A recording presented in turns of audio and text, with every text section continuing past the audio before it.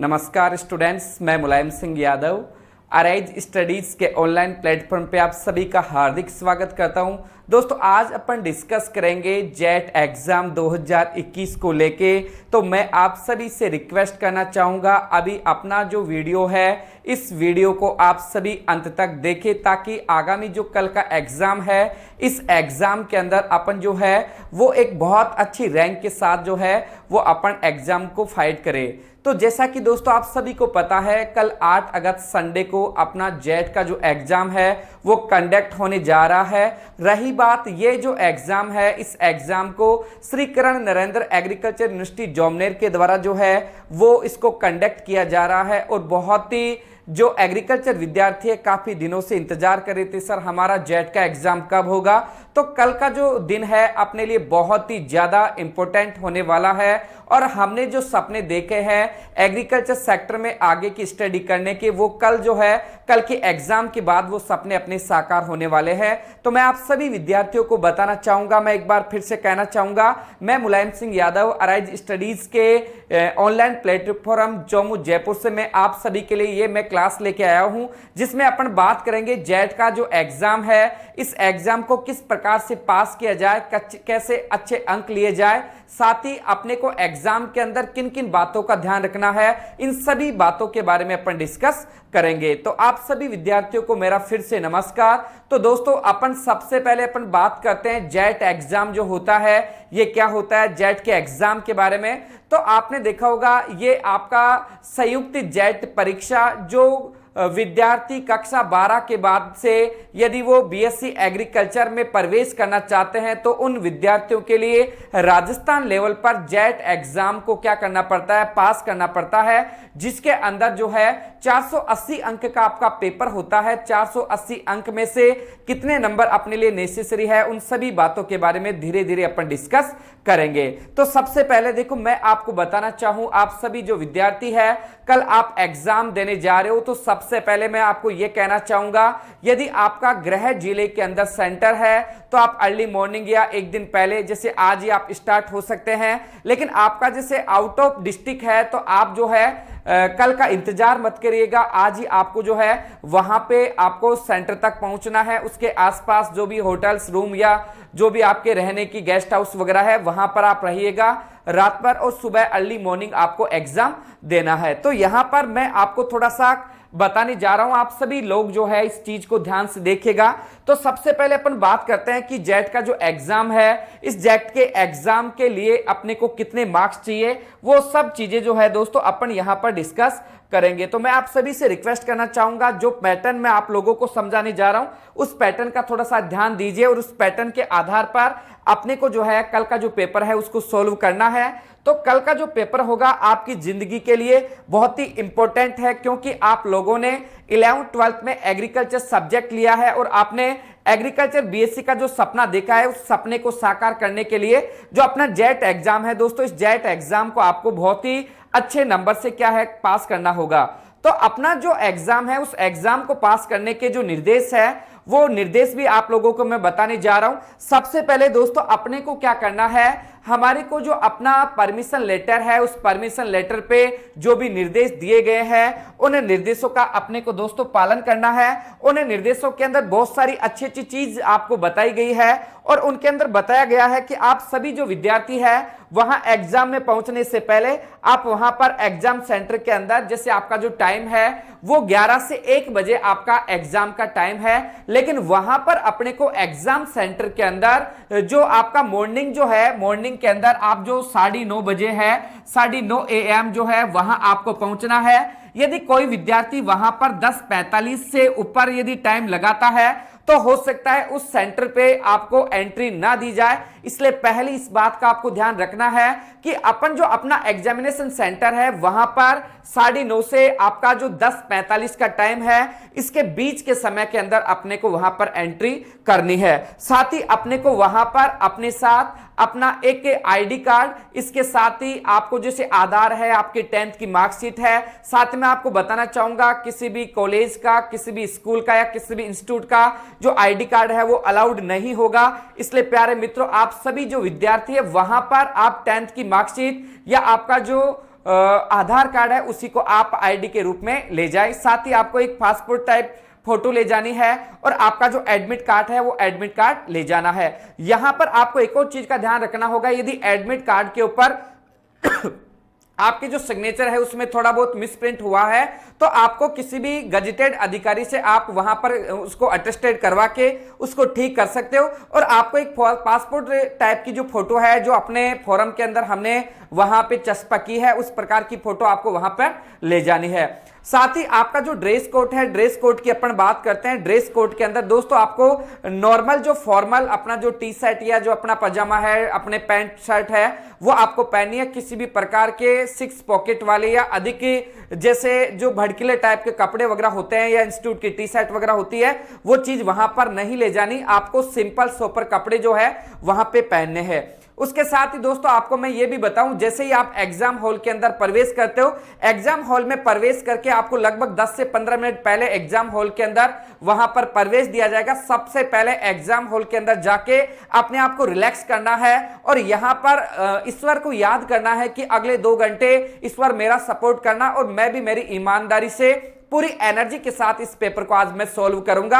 उसके साथ आपको क्या करना है, 2 घंटे के लिए जो है अपने बिल्कुल भी दिमाग को 100% जो है वह आप एकाग्रित करोगे और फिर आपको जो है एग्जाम के बारे में आपको है ना धीरे धीरे आपको जो है पेपर सॉल्व करना है। उससे पहले आप वहां जैसे एग्जाम हॉल में जाते हो उससे पहले आपको यहां ये ध्यान रखना है, यदि किसी चीज के बारे में कंफ्यूज हो, जैसे आपकी मार्कशीट या पेपर के बारे में कोई भी इंटरेक्शन आपको चाहिए तो वहां पर आपका जो एग्जामिनर आता है उस एग्जामिनर के अंदर जो एग्जाम हॉल के अंदर एग्जामिनर से आप राय ले सकते हो, मशवरा ले सकते हो। किसी प्रकार से आपको बिल्कुल कंफ्यूज नहीं होना और अपनी जो ओमार है उस ओमार का विशेष तौर से आप लोगों को ध्यान में रखना है।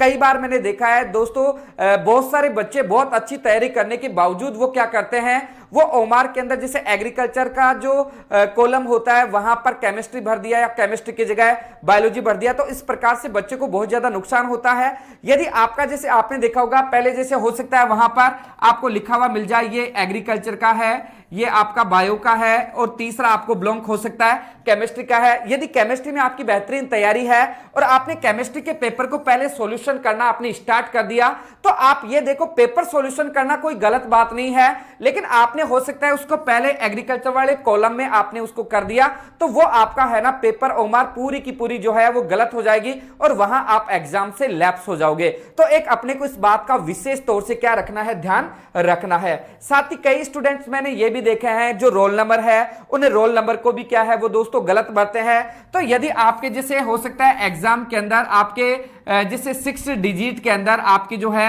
रोल नंबर है और हो सकता है इसके अंदर जो है कॉलम ज्यादा है, तो आपको ये पता है कि आप जो है यहां पर कॉलम जो है वो संख्या ज्यादा है और आपकी डिजिट की संख्या जो है वो कम है, तो आप पहले जो कॉलम यदि आपके एक्स्ट्रा है तो उन कॉलम्स के अंदर आपको क्या करना है, 0 भरना है और पीछे से आपको रोल नंबर यहां पे डालने हैं। जैसे ही रोल नंबर यहां पर डालते हो उसके बाद में जो आपको वहां पर एग्जाम हॉल के अंदर ब्लैक पेन दिया जाएगा उसके सहायता से यहां आपकी ओमार के अंदर जो ब्लैंक्स को आपको ब्लैक करना होता है उसको आपको ब्लैंक करना होगा। ये आपको विशेष तौर से ध्यान रखना है। एक चीज दोस्तों कई बार जो है सब्जेक्ट कोड से रिलेटेड जो है काफी दिक्कत आती है, इसलिए आप सभी लोगों को यह ध्यान रखना है सब्जेक्ट कोड से रिलेटेड कोई भी इंफॉर्मेशन हो, कोई भी आपके कंफ्यूज हो तो वहां पर एग्जाम हॉल के अंदर आपके संबंधित जो भी टीचर्स लोग वहां पर रहते हैं उनसे आप मदद ले सकते हो। बिल्कुल भी आपको कंफ्यूज होने की आवश्यकता नहीं है। अब अपन बात करते हैं कि एक्चुअल के अंदर अपनी जो है अपनी जेट है, जेट के अंदर जो है गवर्नमेंट सीट्स जो है वो कितनी है उन सभी के बारे में भी अपन धीरे धीरे डिस्कस करेंगे। तो यहां पर देखो आपको मैं बताना चाहूंगा जैसे आपका जो एग्रीकल्चर है, एग्रीकल्चर के आपके 40 क्वेश्चन आएंगे, 14 एक क्वेश्चन आपका जो है वो 4 मार्क्स का होगा। इस प्रकार से एग्रीकल्चर का दोस्तों जो पेपर होगा वो होगा आपके 160 नंबर का। उसी प्रकार सेम बायोलॉजी में भी यही कंडीशन है, आपके 40 क्वेश्चन होंगे और एक क्वेश्चन आपके 4 नंबर का है। ये पेपर भी आपके क्या है 160 नंबर का होगा।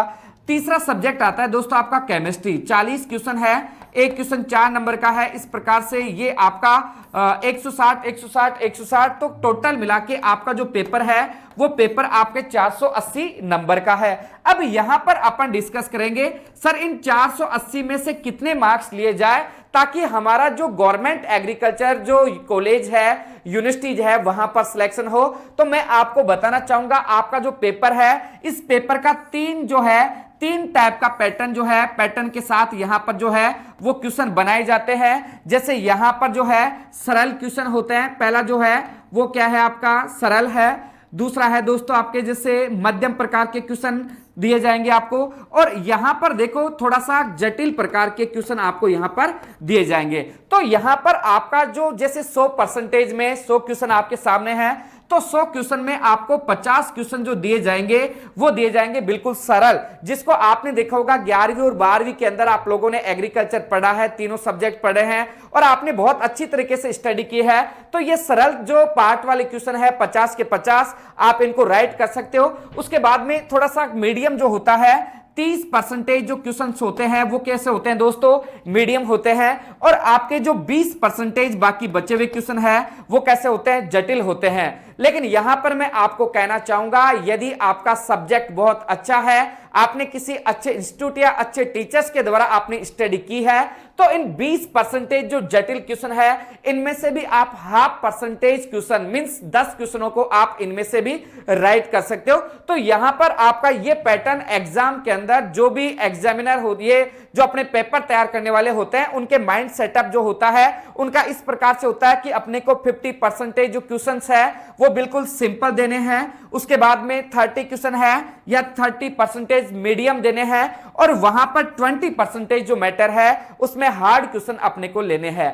अब यहां पर मैं आपको बताना चाहूंगा जैसे पिछली बार जो अपने जॉबनेर उदयपुर जो है ये टॉपेस्ट यूनिवर्सिटी है अपनी, तो वहां आप यदि 480 में से यदि 380 नंबर लेके आते हो तो वहां पर आपका आराम से आपका जो टॉपेस्ट राजस्थान की जिस यूनिवर्सिटी में आप सिलेक्शन लेना चाहते हो, दाखला लेना चाहते हो, तो दोस्तों आपका उस यूनिवर्सिटी के अंदर आराम से सिलेक्शन हो जाएगा। बस आपको 480 में से 380 नंबर लाना है, और ये इसको अपन यदि परसेंटेज वैल्यू में कन्वर्ट करते हैं तो इसका ये जो परसेंटेज आता है दोस्तों ये आता है आपका 80%। ठीक है, यदि आपने 100 में से 80% अंक प्राप्त कर लिए तो राजस्थान की टॉपेस्ट जिस यूनिवर्सिटी में आप सिलेक्शन लेना चाहते हो उस यूनिवर्सिटी के अंदर आपका 100% क्या होगा, सिलेक्शन होगा। साथ ही मैं आपको कहना चाहूंगा यदि आपको टॉप रैंक के साथ अपने इंस्टीट्यूट को, अपने पेरेंट्स को और अपने आप को अपग्रेड करने के लिए आपको एक बेहतरीन रैंक के साथ सिलेक्ट होना है, तो दोस्तों आपको ये जो जटिल आपके 20% या 20 क्वेश्चंस है, इन 20 क्वेश्चंस के अंदर लगभग आपको 10 या 8 से 10 क्वेश्चंस जो है वो राइट करने होंगे। उससे क्या होता है, जैसे 380 के ऊपर आपने 10 क्वेश्चन और क्लियर कर दिए तो यहां पर 40 क्वेश्चन होते हैं, तो 40 क्वेश्चन मींस क्या हो गया आपके, ये 40 नंबर और बढ़ते हैं, तो 380 प्लस 40 जो है आपका ये कितना हो गया आपका 320। तो 320 नंबरों के साथ आप राजस्थान की टॉप जो लगभग जो 5 से 10 रैंक्स होती है उनके अंदर दोस्तों आप सम्मिलित हो सकते हो। बस यहां आपको इन चीजों का ध्यान में रखना है।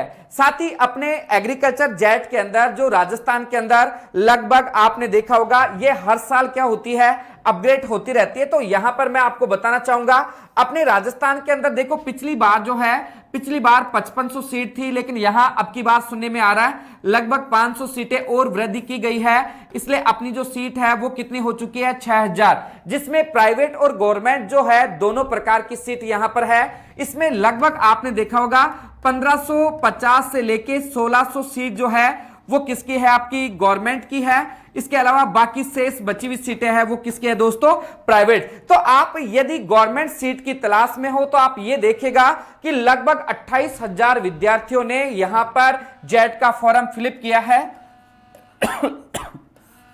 तो 28,000 के अंदर यदि अपन गवर्नमेंट सीट में सम्मिलित होना चाहता है तो 12 लोगों को आपको क्या करना है, पीछे छोड़ना है। 12 लोगों को आपने दोस्तों पीछे छोड़ दिया तो आराम से आप गवर्नमेंट सीट ले लोगे। उसके साथ ही एग्जाम के अंदर बहुत सारी दिक्कत आ जाती है, कई बार अपन घबरा जाते हैं। तो मैं आपको कहना चाहूंगा जिस बंदे ने एग्जाम हॉल के अंदर अपनी एकाग्रता को भंग किया है या किसी भी प्रकार के उसके अंदर जो है एक डर बैठा हुआ है, तो उस बच्चे को डेफिनेट एग्जाम के अंदर नुकसान होगा। इसलिए मैं आपको कहना चाहूंगा, माइंड में एक ही चीज धारण कीजिए कि यह अपने जीवन का सबसे सरल कंपटीशन है, क्योंकि हमारे को मात्र 12 जो लोग हैं उन्हीं को पीछे छोड़ना है। 12 लोगों को पीछे छोड़ने के बाद में मैं है राजस्थान की किसी कृषि महाविद्यालय के अंदर जो है गवर्नमेंट सीट के ऊपर मेरा दाखिला होगा। और ये कोई बहुत बड़ा एग्जाम नहीं है, मैं आपको बताना चाहूंगा ये आपके जीवन का सबसे सरल आपका कंपटीशन है। यदि इसी कंपटीशन के अंदर आप लोग घबरा गए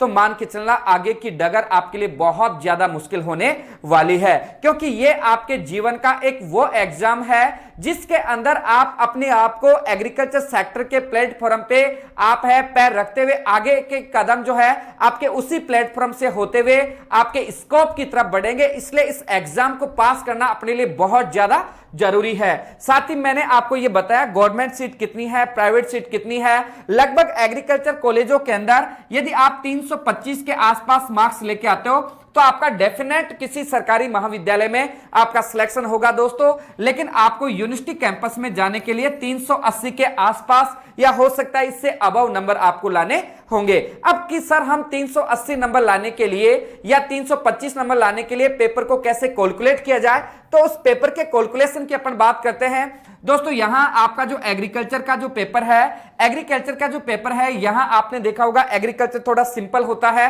लेकिन सिंपल होने के साथ साथ मैं आपको बताना चाहूं कि ये थोड़ा सा क्या है, सिंपल होने के कारण अपन हवा में उड़ते हैं और क्वेश्चन को आते हुए क्वेश्चन को नेगेटिव करते हैं। इसलिए अपने को धैर्य के साथ एग्रीकल्चर का पेपर सोल्व करना है। साथ ही अपनी आत्मा यह कह दे कि इस क्वेश्चन का आंसर यही होगा, 100% केसेज में उस क्वेश्चन का आंसर यही होगा। यदि आप कंफ्यूज हो गए तो वहां आप नेगेटिव मार्किंग कर सकते हो। जैसे हमने 35 क्वेश्चन जो है पहले राउंड के अंदर काट पीट के हमने एग्रीकल्चर के अंदर कर लिए, ठीक है। आपने जैसे दोस्तों ये मान के चलो कि आप जो है बायोलॉजी के अंदर आपने 30 क्वेश्चन किया, उसी प्रकार आपने जो यहां पर है काट पीट के आपने 25 क्वेश्चन जो है वो किसके अंदर किया दोस्तों, ये 25 क्वेश्चन आपने केमिस्ट्री में किया। तो टोटल आपने 120 में से 90 क्वेश्चन यहां पर आपने क्या कर लिए, वहां पर राइट कर लिए।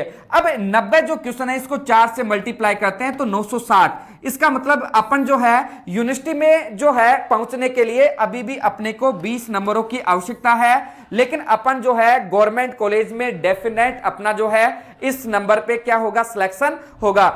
ऐसी कंडीशन में दोस्तों आपको क्या करना है, बिल्कुल धैर्य के साथ आपको 1 से 2 क्वेश्चन किस में से निकालना है, एग्रीकल्चर में आपको 2 से 3 क्वेश्चन किस में निकालना है, बायोलॉजी के अंदर। उसी प्रकार आपको केमिस्ट्री में क्या है, 3 क्वेश्चन आपको केमिस्ट्री में अतिरिक्त आपको यूनिवर्सिटी में पहुंचने के लिए इन्हीं में से ये वो सिंपल वाले क्वेश्चन है जो मैं बता रहा था। लेकिन अपने को एक अच्छी कॉलेज में जाने के लिए, यूनिवर्सिटी में जाने के लिए यहां पर अपने को जैसे 3 3 6 और 2 ये 8 क्वेश्चन हो गए। तो 8 क्वेश्चनों का जो मार्क्स है ये कितना हो गया आपका 32, ठीक है। तो आप जो है यहां पर ये मान के चलो 360 में यदि 32 को ऐड करते हो तो आपके जो नंबर होते हैं वो होते हैं आपके 392 के अंदर आपको आराम से वहां पर यूनिवर्सिटी बढ़िया कैंपस आपको मिलेगा। लेकिन यहां पर कई बार क्या होता है, मानवीय प्रकृति है। और दोस्तों इसके अंदर यदि अपन जो है 90 क्वेश्चन करते हैं, 90 क्वेश्चन में हो सकता है 5 से 8 क्वेश्चन आपके गलत हो सकते हैं। इसलिए अपने को यह ध्यान में रखना है कि नेगेटिव मार्किंग जो हुई है अपने से, इसको वापस करने के लिए अच्छे कैंपस के लिए आप यदि आपने 100 क्वेश्चन अटेम्प्ट किए हैं, 100 क्वेश्चन में आपने 10 क्वेश्चन क्या कर दिए, नेगेटिव कर दिए, और आपके राइट क्वेश्चन है वो है आपके दोस्तों 90। तो 90 को मल्टीप्लाई करिएगा 4 से 360 नंबर, और ये आपके 10 जो नेगेटिव हुए हैं ये आपके 350 पर आपको ला देंगे। और आप जो सपना देख रहे हो कि मैं यूनिवर्सिटी में मेरा सिलेक्शन होने वाला है, वो सपना हो सकता है आपका चिकनाचूर हो जाए। इसलिए मेरी आपसे यही गुजारिश है कि ये आपके जो आते हुए जो ये 10 क्वेश्चन है वो 10 के 10 क्वेश्चन जो है, 1 या 2 क्वेश्चन के बारे में मैं कह नहीं सकता, लेकिन आपको 6 या 7 क्वेश्चन यहां पर राइट करने होंगे, क्योंकि ये आंकड़ा अपने को दोस्तों 380 से क्या रखना है, अबव रखना है, ठीक है। उसी प्रकार जैसे ही आप एग्जाम देते हो, एग्जाम देने के बाद में अराइज स्टडीज का जो यूट्यूब चैनल है उसके माध्यम से आपको एग्जाम के लगभग 1 घंटे बाद में आपको अराइज स्टडीज के यूट्यूब चैनल पे आपकी आंसर की अवेलेबल करवाई जाएगी, जिसमें आप सभी विद्यार्थी अपनी आंसर की से आप अपने पेपर को चेक कर सकते हैं कि आपके जो है इस एग्जाम के अंदर कितने नंबर आने वाले हैं और आपने कितने क्वेश्चन नेगेटिव किए हैं और कितने क्वेश्चन आपने पॉजिटिव किए हैं। तो दोस्तों आप सभी से मैं फिर से गुजारिश करना चाहूंगा, कल का जो एग्जाम है उस एग्जाम के अंदर आप बिल्कुल निष्फिक्र होके बहुत ही एक खुशी के साथ एग्जाम में जाइएगा। समय सीमा का आपको ध्यान रखना है। कई बार स्टूडेंट्स क्या करते हैं, एक क्वेश्चन के पीछे पड़ जाते हैं और उस क्वेश्चन में ज्यादा समय लगने के कारण बाकी क्वेश्चनों को छोड़ना पड़ता है। ये गलती अपन लोगों को नहीं करनी। तो पूरी आरआईएस टीम के द्वारा आप सभी विद्यार्थी जो पूरे प्रदेश भर के अंदर जो जेट के एग्जाम देने चाह रहे हैं उन सभी विद्यार्थियों को हमारी संस्था की टीम के द्वारा हार्दिक बधाई और शुभकामना। हम चाहते हैं आप सभी विद्यार्थियों ने यदि दिल लगा के आपने पूरे सेशन भर आपने तैयारी की है तो भगवान आपका जरूर साथ देगा और आने वाली एग्जाम के अंदर आप डेफिनेट अच्छे नंबर से सिलेक्ट होंगे। साथ ही मेरे जो अराइजन्स है, मेरे अराइज ओल्ड स्टूडेंट्स हैं, साथ ही जो पीजी की तैयारी कर रहे हैं, साथ ही यूजी की जो एग्जाम दे रहे हैं, यूजी पीजी की दोनों को सभी को मैं आपको है बहुत बहुत बधाई देना चाहूंगा। तो लास्ट में मैं अंत में आपको एक ही निर्देश देना चाहूंगा कि कल का जो एग्जाम है इस एग्जाम के अंदर arise institute of agriculture Chomu Jaipur की जो उसकी जो इच्छा होगी वो यही होगी कि सभी जो मित्र है, प्यारे स्टूडेंट्स है, वो इस एग्जाम के अंदर अच्छे नंबर से पास हो। मैं अंत में मुलायम सिंह यादव आपसे विदा लेना चाहूंगा। धन्यवाद।